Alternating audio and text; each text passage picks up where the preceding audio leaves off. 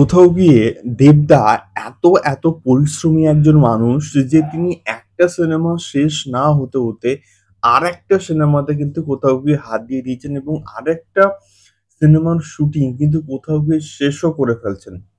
তো hello guys, আমি Dipen. Welcome back to my channel Deep exclusive. So এখন আমি এই ভিডিওর মধ্যে যে বিষয়টাকে নিয়ে কথা বলতে এসেছি, কোথাও গিয়ে দারুণ একটা বিষয়।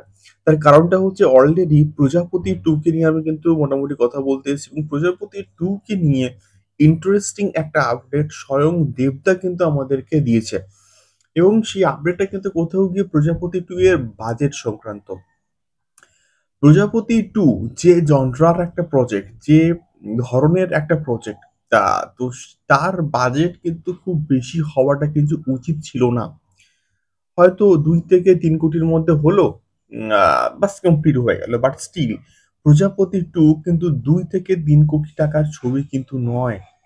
তার থেকে বেশি বাজেটের কিন্তু ছবি। আজকের কোথাও গিয়ে 'খাদান' এত বড় একটা সাকসেসফুল প্রজেক্ট হয়েছে। এর পেছনে কিন্তু দেবদার অবদান কিন্তু হিউজ।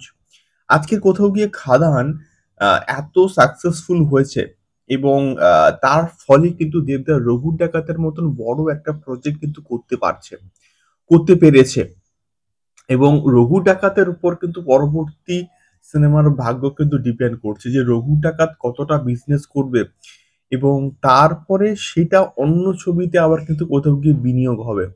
তো রিসেন্টলি যখন 'ধূমকেতু' সংক্রান্ত দেবদা ইন্টারভিউ গুলো দিচ্ছিলেন, সেই ইন্টারভিউতেই কিন্তু দেবদা এই স্টেটমেন্টটা রাখে যে কোথাও গিয়ে 'প্রজাপতি 2' কিন্তু ২ থেকে ৩ কোটি টাকার ছবি কিন্তু নয়। এটা লন্ডনে কিন্তু শুট হয়েছে। এটা লন্ডনে শুট হওয়ার কারণে কিন্তু 'প্রজাপতি 2' এর বাজেট কিন্তু প্রায় ৭ থেকে ৮ কোটি টাকায় কিন্তু কোথাও গিয়ে পৌঁছে গিয়েছে এবং দেবদা এটাও বলছে যে ১ম ভিজুয়ালস যখন তোমরা দেখবে তখন অবাক হয়ে যাবে যে কি লেভেলে এটা কিন্তু শুটিংটা হয়েছে। দারুণ কিন্তু একটা প্রজেক্ট আছে 'প্রজাপতি 2'।